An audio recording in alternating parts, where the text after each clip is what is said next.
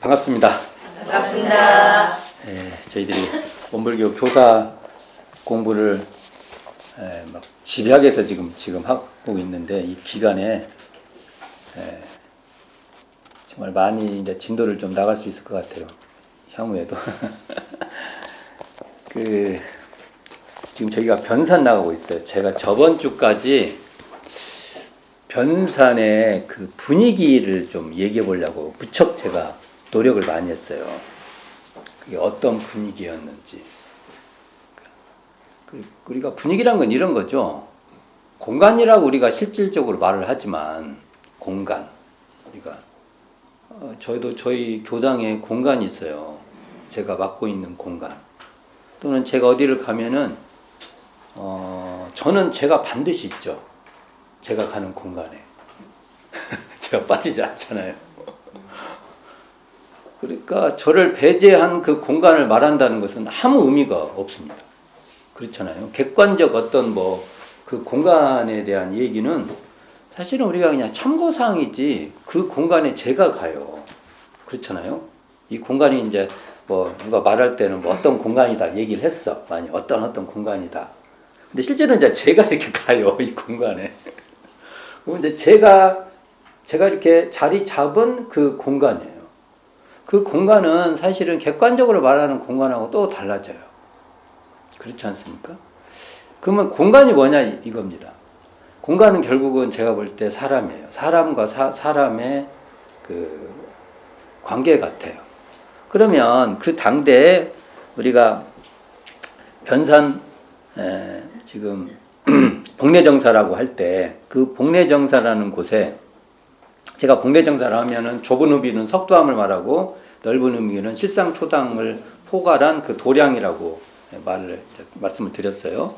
그 공간에 소태산이라는 당신 스스로 나중에는 석두거사라고 거사라고 칭하고 계셨던 분이 계시고 거기를 그 소태산 대종사를 중심으로 거기에 많은 사람들이 이렇게 스쳐 지나가고 같이 있고 지금 현재 그것이 공간이에요. 공간이에요. 그러면 그 공간은 어떠한 요즘 말하면 아우라 같은 것이 있을까? 그냥 요즘 흔히 말하는 기운이 있을까? 이거 뭐가 있어요. 거기에 분명히 있어요. 거기에. 그래서 그걸 설명해 보려고 무척 애를 썼어요. 제가 결국은 그 도량이라고 하는 우리가 이제 공간이라는 표현보다도 우리는 도량 이런 표현이 훨씬 낫겠죠. 그 도량에는 어떤 무엇이 있었어요. X가 무엇이. 그걸 우리가 그걸 많이 느낄수록 소태산 대종사가 그곳에서 제자들하고 했던 그 느낌이 전달이 훨씬 빠를 겁니다. 그래서 제가 거기에 하나는 대종사님께서 말씀하신 교강의 이제 제목들을 흐름을 탁탁탁탁 말해주고 그 교강 예를 들면 우리가 신분의성 그러면 신이 무엇이냐라는 제자들과 소태산 대종사의 법문도 많이 있었을 것이고 제자들이 그걸 받아서 어떤 이제 문장으로 완성하는 과정 많이 서로 논의 그러니까 문답이 많이 주고받은 공간이었다. 특히 저는 소태산 대종사와 정산종사 간의 이 문답은 정말 교단의 그 교법의 근간을 만드는 문답이었을 것이다라고 유추를 해봅니다. 그래서 그런 느낌을 이렇게 느껴보려고 많이 노력을 하고 또 하나는 분명한 것은 그곳에서 많은 그 초기 교서 우리가 수양연구 요론이라든지 이런데 또 그다음에 조선불교 혁신론이라든지 이런 내용을 봤을 때 굉장히 혁신적인 말들이 있는데 특히 수양연구 요론을 봐도 거기에 제가 성리편이라고 해도 과언이 아닌 그 성리적 서로 어떤 법의 문답들이 계속 이어지고 있다. 최소한 성리에 기반해서 무언가를 해보려고 하는 그 움직임이 있었다.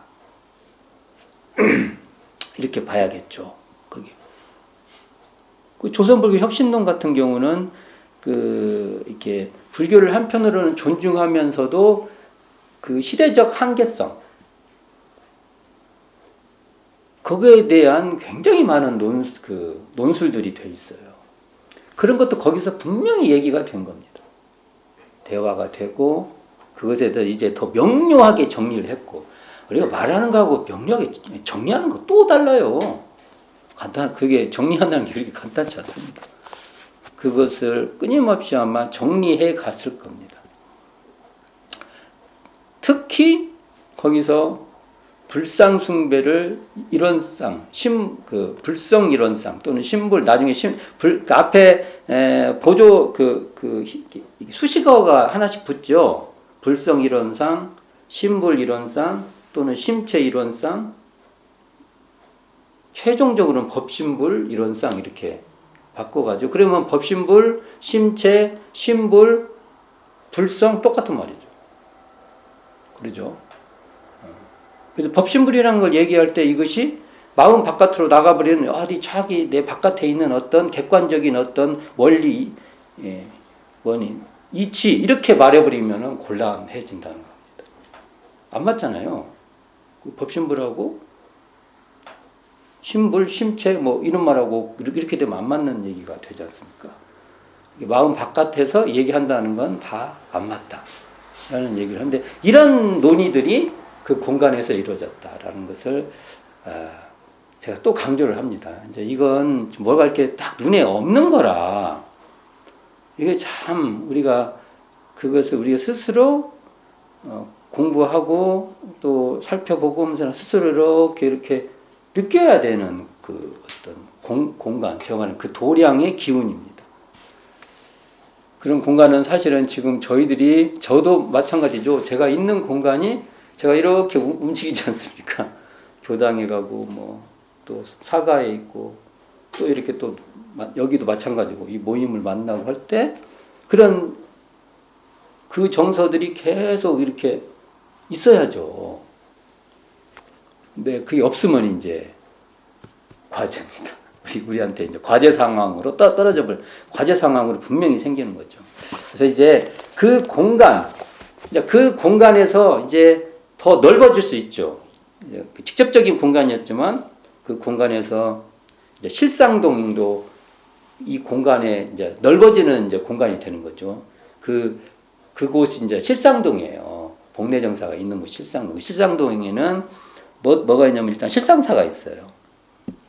좀 더 나가면 우리가 변산 구곡로로 말하는 복례 계곡들이 등장하고, 또 인장바위도 있고, 저 앞에 도화골도 보이고, 그게 이제 그 범주, 그 바운다리 안에 있는 곳이죠. 그리고 좀 더 이제 더 넘어가면 이제 월명암이 있고, 이제 이런 공간이지 않습니까? 그럼 이 공간에서 아까 이런 정서 속에서 이런 정서의 연장선상에서 소태산 대종사의 어떤 그 행적과 법문들이 이루어져요.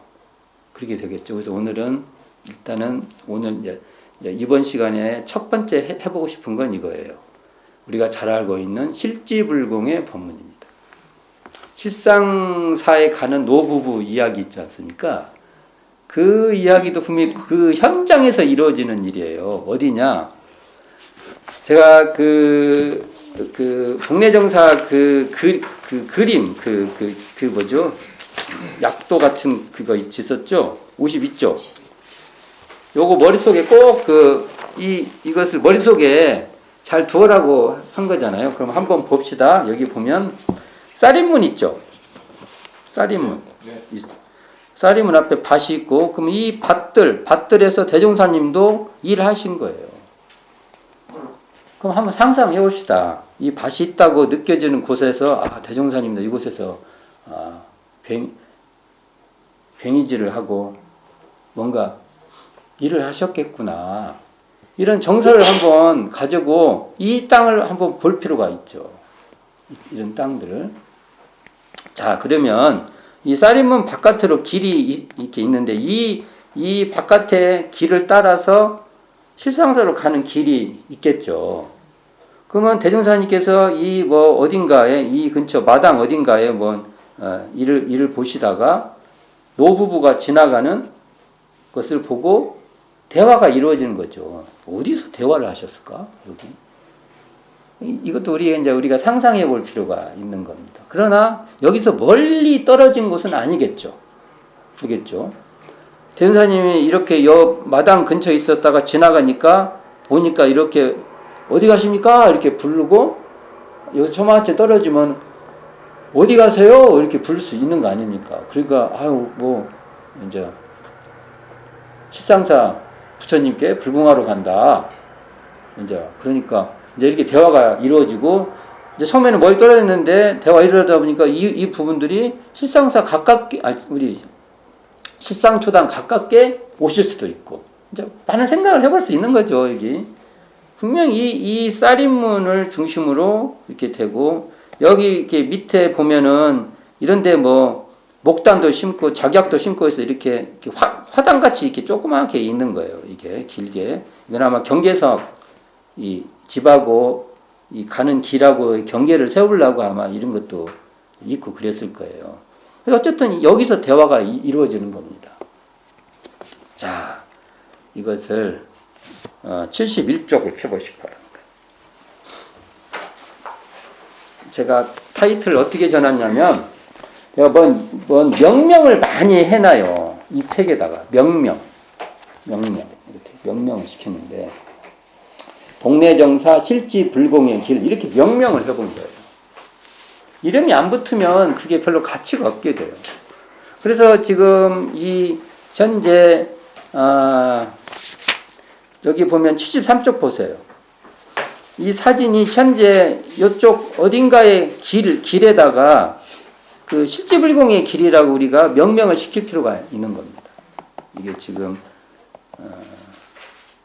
좀 크게 찍어야 되는데 어딘지 잘 모르겠죠. 그러니까 그래도 하여간 이런 길에다가 우리는 해야 된다는 겁니다. 이 명명을. 그래서 복례종사라고 했지만 제가 실상초당 그 마당 앞이겠죠.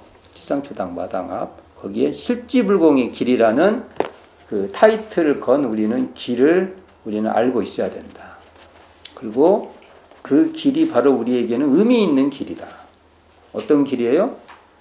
실지불공이라는 법문이 이제 나온 거죠.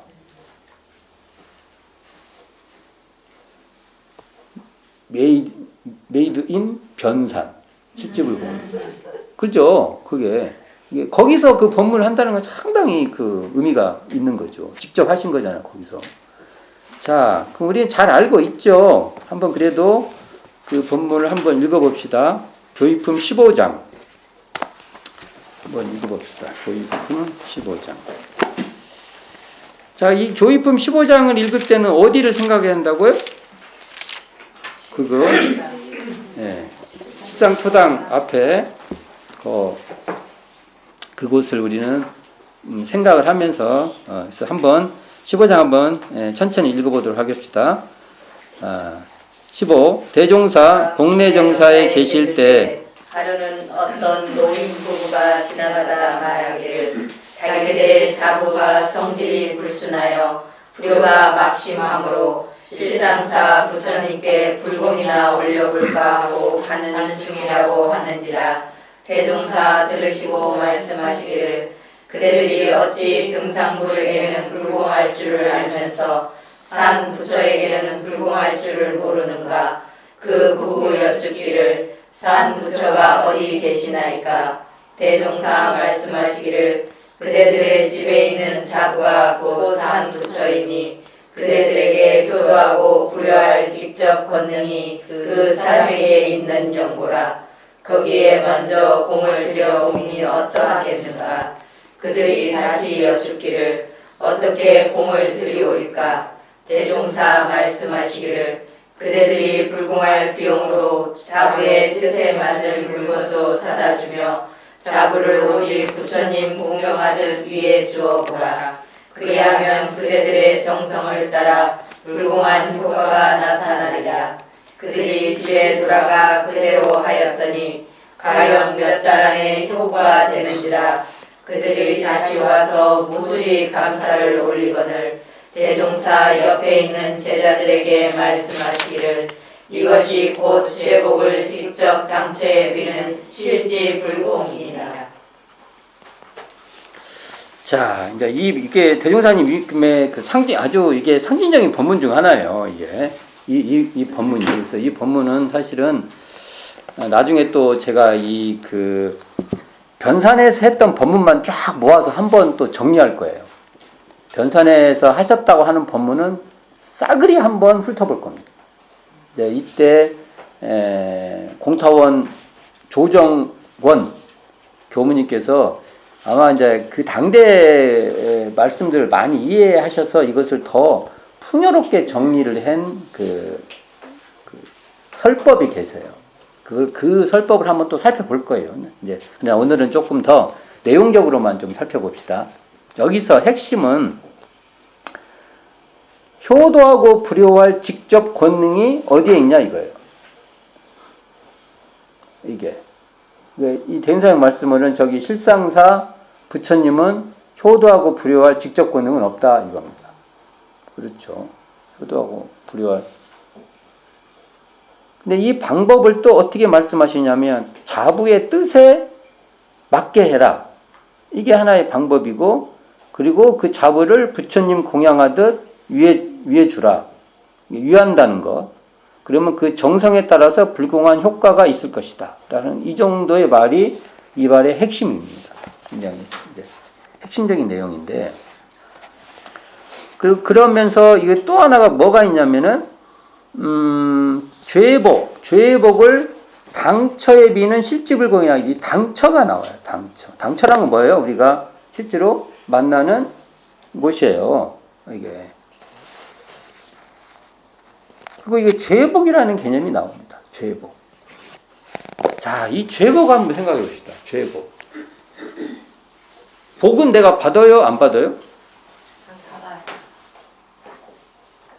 받아요? 진짜요? 네. 죄는 받아요?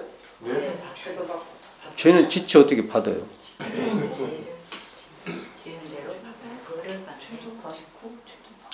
이게 이제 죄를 지은 대로 받는다. 그 죄복이라는 이 언어는 이게 전문 용어예요. 전문 용어. 이게 그냥 거저 쓰는 용어가 아니고 소태산 대종사가 쓰시는 언어예요. 그리고 이건 사실은 불교에서도 많이 과거로부터 많이 써오던 개념이에요. 그래서 죄 주고 복 준다.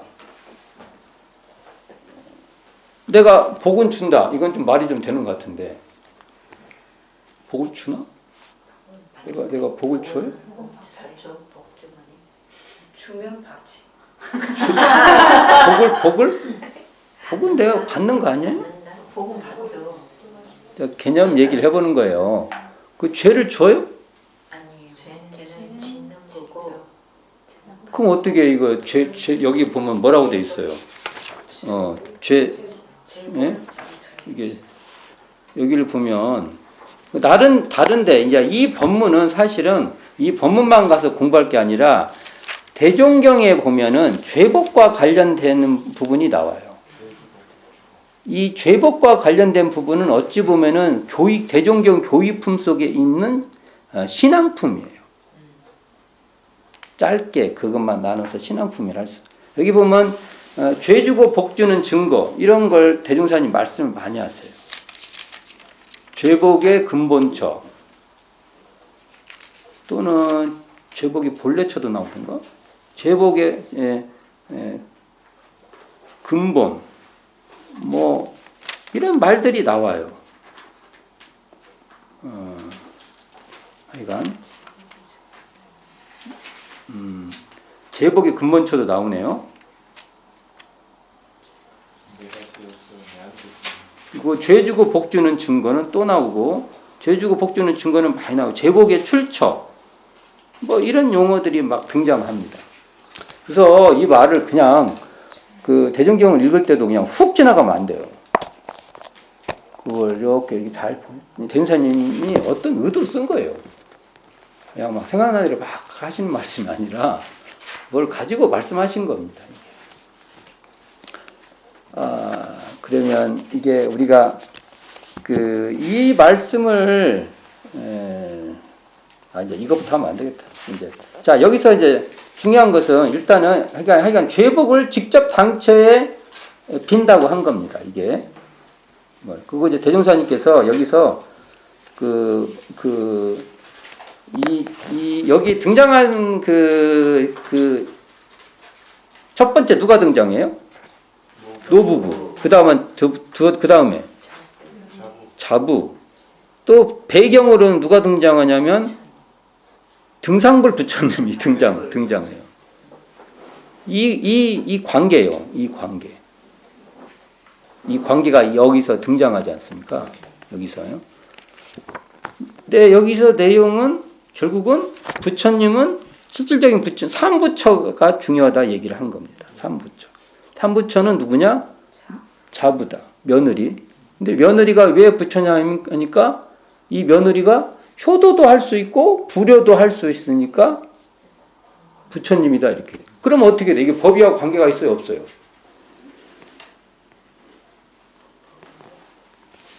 이 사람의 수행 정도하고 무관해요. 우리가 부처님 하면 뭔가 수행력이 있어야 이게 부처님이지 않습니까? 수행력과 무관해요. 그냥 생긴 대로 부처님이야. 생긴 대로. 쏘가지가 나쁘면 나쁜 대로. 나한테 잘해주면 잘해준 대로. 이렇게 돼버려요, 이게. 왜요? 이 사람이 나한테 나한테 효도도 할 수고 불효도 할 수도 있고. 아까 며느리와 관계는 그런데 그걸 좀 버전을 좀 바꿔봅시다. 그 버전을 바꾸면 나한테 잘해줄 수도 있고 못 해줄 수도 있고 나한테 이익을 줄 수도 있고 해로움을 줄 수도 있고 나하고 친할 수도 있고 안 친할 수도 있고 소원할 수도 있고 나를 괴롭힐 수도 있고 나를 도와줄 수도 있고 이러기 때문에 부처다. 이게 대종사님의 워딩이에요. 요 내용이. 그렇죠? 자, 법이하고 무관합니다.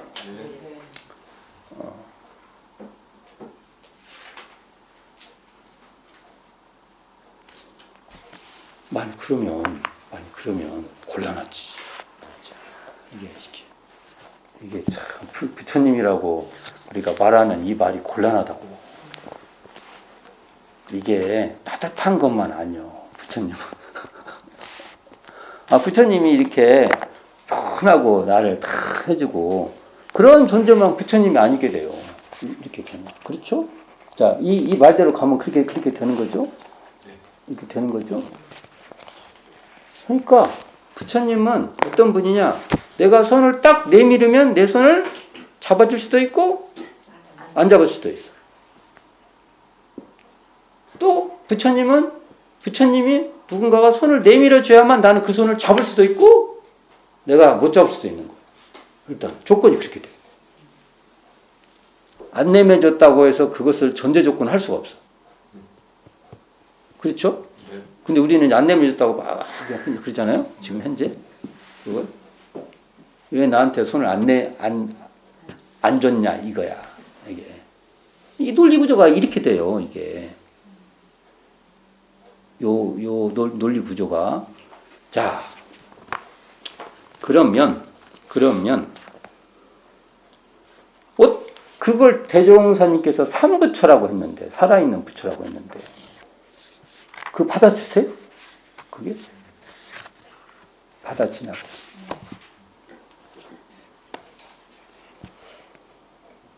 나쁜 놈인데?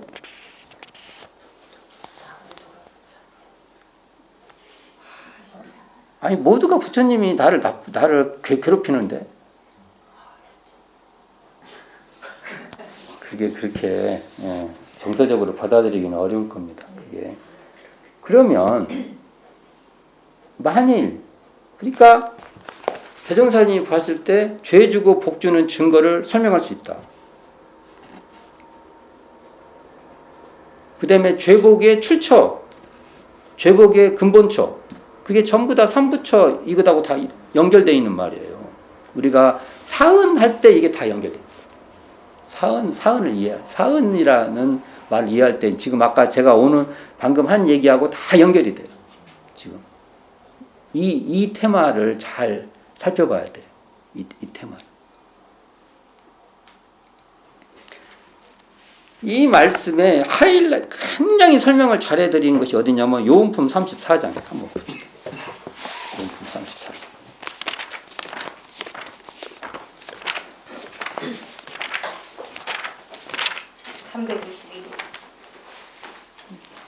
이게 빨리빨리 찾아야 되네. 못 찾고. 321. 요은품 34장 한번 읽어봅시다. 대종사 말씀하시기를 선한 사람은 선한으로 세상을 가르치고 악한 사람은 악으로 세상을 깨우쳐서 세상을 가르치고 깨우치는 데에는 그 공이 서로 같으나 선한 사람은 자신이 복을 얻으면서 세상 일을 하게 되고 악한 사람은 자신이 죄를 지으면서 세상 일을 하게 되므로 악한 사람을 미워하지 말고 불쌍히 여겨야 하느니라.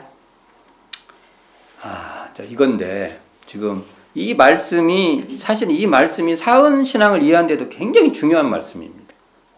우리가 사은 신앙을 이해할 때도 그래서 여기도 보면 선한 사람은 선으로 세상을 가르치고 악한 사람은 악으로 세상을 깨우쳐서 이 말씀에 대한 대종사님의 법문들이 많아요.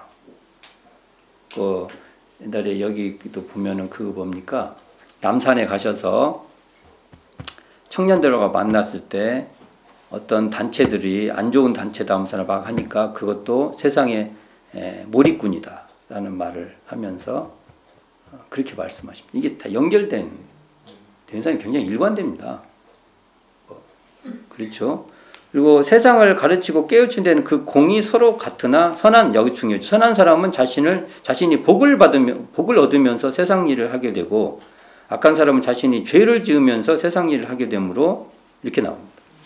이게 자 이제 이 말씀에 근원을 해서 보면 우리는 이 존재들이 자신이 죄복을 지으면서 우리에게도 그게 자신이 죄도 짓고 복을 지으면서 그게 우리에게도 영향이 와요. 우리에게도 다. 그러니까 사은신앙 그러면은 그런 거죠. 보은에서 보은의 결과를 놔두고 배은에서 배은의 결과를 놔두는. 그러니까 죄복 이런 개념이 나오면 그것을 보은으로 한번 보은의 결과, 배은의 결과 이거하고 맞춰서 대사님이 정전에서는 이런 막 죄복 막 이런 말 잘 안 써요. 그러나 이제 실질적인 이렇게 만나면 그 당대에 쓰는 용어들을 이렇게 사용하시는 거잖아요. 그럼 이것을 전환시켜서 이해하실 필요가 있는 거예요. 그러면 이게 딱딱딱딱 맞아 들어가는 겁니다. 말이. 그러면 자, 이걸 전제로 해서 이 본문을 이해를 한번 해봅시다. 한번 다시. 자, 그러면 며느리가 효도하고 불효할 권능을 가진 부처라는 것을 알기 위해서는 우리는 어떻게 돼야 되냐? 여기서 중요한 전제가 나옵니다. 우리가 바로 우리의 마음이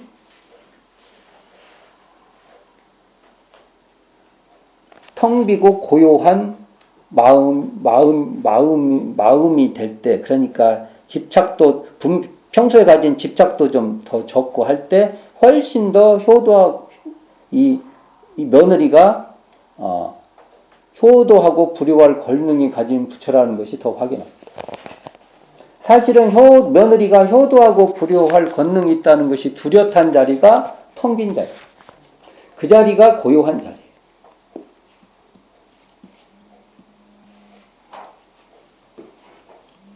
그럼 우리가 보통 보면은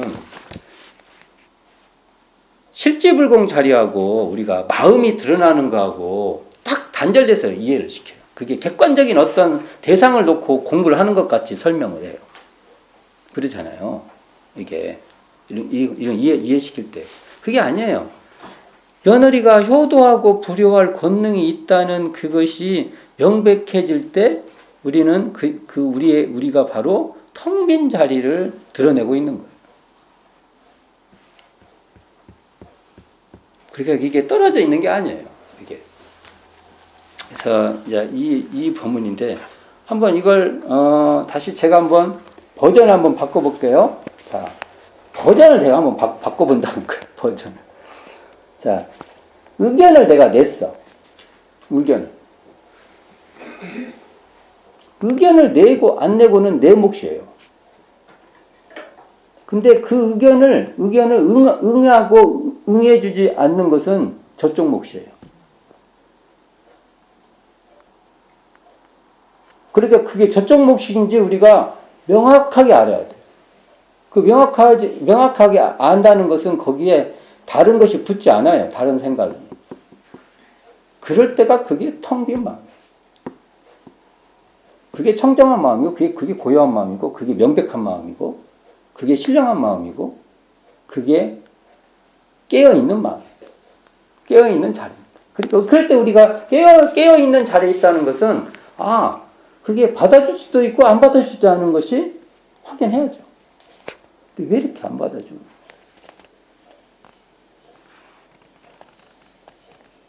그러니까 우리는 내 의견을 수용하고 거부하는 것은 상대의 몫이라는 것을 우리는 명확히 알아야죠. 거기에 대해서 다른 게 되면 다 분별이에요. 내 의견대로 안 된다고 하여 그것을 끝내 자기 뜻대로 하려는 것이 그 집착이에요. 집착을 놓을 때 훨씬 더 효도하고 부려할 권능은 저쪽에 있다라는 것이 명쾌해지는 거예요. 죄 주고 복 줄 그 권능은 저쪽에 있다. 여기서 죄 주고 복 주는 건 자기가 죄를 지면서나 죄를 지면서 그 영향을 미치는 거예요. 자기가 복을 주면서나 그 영향을 우리한테 미치는 거예요. 그러니까 결국은 우리는 내 의도가 잘 이해되도록 노력하고 잘 청하는 거죠. 이게 실력이 있겠죠. 어떤 사람은 샥 들어가고. 그건 이제 뭐 평생 하고 살아야 될 내용이요. 뭐 어떻게 하면 뭘 하나 예를 들어서 만공부 하나 그다음에 이론상 한번 이해했으면 만사가 확 해결되고 그런 건 없습니다. 그런 게 어떻게 돼요? 이론상 알았다는 것은 이게 내가 하고 싶어도 내 뜻대로 안 될 수도 있다는 걸 확연히 아는 겁니다. 그럼 뭐라고 그렇게 그저 그 수행을 합니까? 또 이제 이렇게 물어볼 수도 있죠.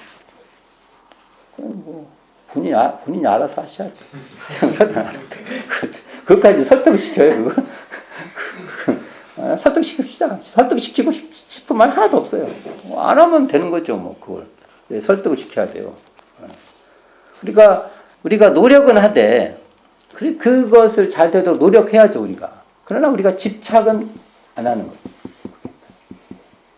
가벼운 마음으로 내 의견을 정말 어찌 보면 청정하게, 투명하게 이렇게 계속 개진해서 저쪽에 영향이 감동도 많이 받고 또 나하고 같이 협력도 잘 되고 그렇게 하도록 최선을 다하는 거죠. 이게 불공은 하되 집착은 않는 겁니다.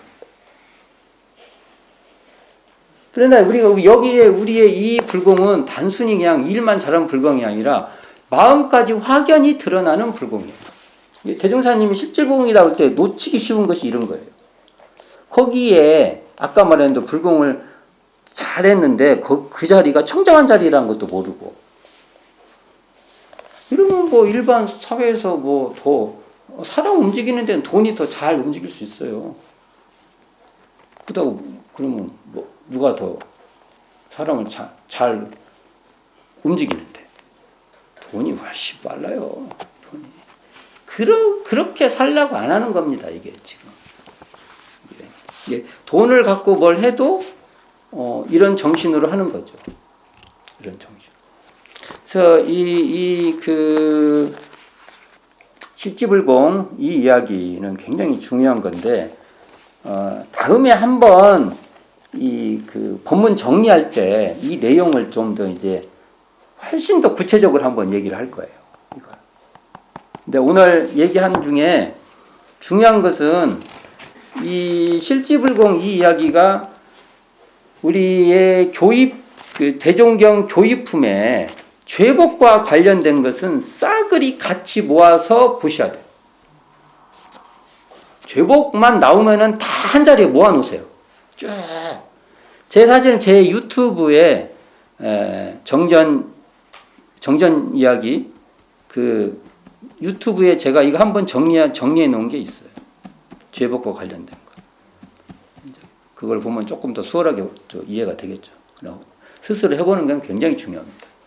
내가 찾아서 고생을 해가지고 이게 뭐지? 하고 또 막 헤매 보고 해가지고 하나씩 다 이렇게 그거 같다. 이렇게 아는 것은 제가 쭉 설명해가지고 뭐 그런 것 같아. 이거다고는 게임이 아주 질이 달라요. 질이. 하나는 영원히 저만 알고 제 강의만 듣는 것은 결국 궁극적으로는 저만 알고 있는 거예요. 저같이 알 수가 없어요. 근데 내가 일일이 찾아가지고 맞춰보고 그리고 또 잘 모르겠어. 갖고 막 왔다 갔다 헤매. 이리 헤맸다 저리 헤맸다. 그러다가 하나씩 아는 것은 결국 그것은 자기 겁니다. 저는 제가 이건 확실하게 압니다. 제 경험상도 이게 맞아요. 제 경험상. 그래서 너무 잘 가르쳐준 사부 밑에서는 공부가 안 됩니다. 그건 확실합니다. 그건. 아주 웃기죠 이게. 정말 좋은 사부인데 결국은 나중에 가보면은 더 앉은 것 같아. 그래서 저 늘 고민이에요. 약간의 불편함을 줘야 되는데 이게 참 이게 티칭 이건 또 다른 세계입니다. 이게 어찌 보면 훨씬 불편하게 막 하는 거예요. 약간 막 모르겠는데? 그러면 자기가 이렇게 더 파서 그걸 채워넣는 거죠. 그런 선생님은 정말 나있습니다. 인내력도 있는 분이겠죠. 그게. 그래서 어쨌든 제가 오늘은 어디서 이 법문을 하셨다고요? 실상초당. 지금 터만 있잖아요. 거기 앞에 마당. 거기서 대종사님이 문자 뭔 일을 하셨는가 모르겠지만 근데 평소에 아시겠지. 이게 이제 보통 박주사라고도 하고 양주노인이라고 하는 거죠. 연세가 좀 계셨던 분인 것 같아. 그럼 대종사님이 어떻게 썼어요? 대종사님은 존칭 쓰시고 그분은 대종사님한테 하대했겠죠. 그랬나 어쨌나 그랬겠죠. 우리 대종경에서는 이렇게 대종경 뿌리다 보니까 이렇게 됐지 실질적으로 그랬겠습니까? 그래서 제가 이거 변산점 만드는 곳에는 대종사님은 계속 존대하고 이 노인분은 약간 이렇게 우리가 그랬소 저래 어쨌소 이렇게 말하는 말 있잖아요. 이렇게 하대해요. 그게 맞겠죠. 나이 그 차이가 있겠다. 그렇습니까? 거기서 이제 그리고 이렇게 말을 거는 것은 평소에도 알고 지내는 얼굴이 트인 사이예요. 그러니까 어디 가세요? 이제 이렇게 물어보면 그리고 뭔가 좀 이렇게 훨씬 평소와는 좀 다르게 비장한 각오도 가겠죠. 거기에 그리고 또 안면이 있기 때문에 이런 말이 통용되는 거예요. 겁니다. 처음 보는데 이렇게 말하고 말이 통하겠어요? 말이 안 돼요. 그런 건 없어요. 세상에 그런 건 없어요. 어느 정도 이 관계만 봐도 어느 정도 그래도 뭔가 저 사람 그래도 이게 이 노인이 봤을 때 소태산이라는 사람을 그래도 어느 정도 믿을 사람이야. 그리고 관계가 전제되어 있는 겁니다. 이렇게 읽어야 돼요. 이걸 보고 그냥 대각 좀 하고 좀 대각하시고 또 그런 왜 스승님은 그런 거 못해요? 한 방에 딱 만나서 이렇게 감화시키고 못해요. 원래 그런 거 안 되는 거예요. 그런 거 원래 안 되는 거예요. 이걸 보면 벌써 상당히 관계가 서로 알고 지내고 그리고 저 사람이 소태산이라는 사람은 그래도 일반 사람하고 다른 분이고 그리고 얘기를 들어보면은 맞아. 그리고 다른 것에도 굉장히 신뢰가 있었던 겁니다. 신뢰가 전제되지 않고 되는 얘기는 없습니다. 그렇게 이제 읽어봐야 되고, 이 진짜 대종사님의 강조점은 실지불공에 있죠. 이걸 이제 당처불공이라고도 하는데, 사실은 당처불공도 의미는 틀리지 않지만 이게 공식 용어는 아니에요. 공식 용어는 실지불공이 공식 용어고, 당처의 죄복을 이렇게 가는 거죠. 그래서 이제 당처불공이라고 해도 크게 틀린 말은 아니지만, 그렇다고 당처불공을 앞세워서 써서는 안 되는 용어예요. 실지불공이 1차 용어. 그리고 이제 어찌다 하다 보니까 부수적으로 당처불공 쓰는 것은 또 그런가 보다. 여기서 어떻게 말해요? 이것이 곧 죄복을 직접 당처에 비는 실지불공이다. 이렇게 돼 있죠. 이 문장을 잘 사용해야 될 것입니다. 자, 한 번 더 정리해 봅니다. 내가 손을 내밀었어요. 손을 내밀었어요. 상대가 내 손 잡아야 돼? 잡을 수도 있고 안 잡을 수도 있고. 왜요? 내가 내미는데. 참마. 아니, 제가 딱 내미는데 안 잡아요? 네.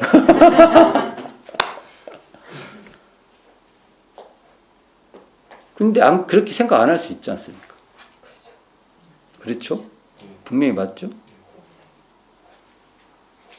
내 입장에서는 상대가 손을 내밀어 줬기 때문에 나는 이걸 잡을 수도 있고 안 잡을 수도 있는 기회가 생긴 겁니다.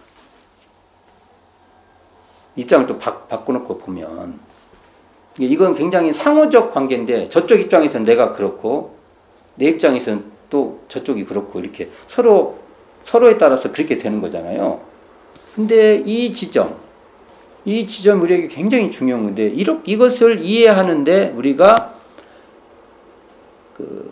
불성자리에서 보면, 또는 그게 이제 불성이라는 게 부처님의 성품 이렇게 말하는 거죠. 이건 쉽게 말하면 깨어있는 자리에서 보면 이 말이에요. 그 다른 말로 청정한 자리에서 보면, 고요한 자리에서 보면 반드시 이렇게 봐야 돼. 내 의견을 들어줄 수도 있고 안 들어줄 수도 있고. 그러나 내가 더 정성을 다하면 저 사람이 감명을 받으면 내 의견을 훨씬 더 많이 들어줘. 근데 안 들어줄 수도 있어.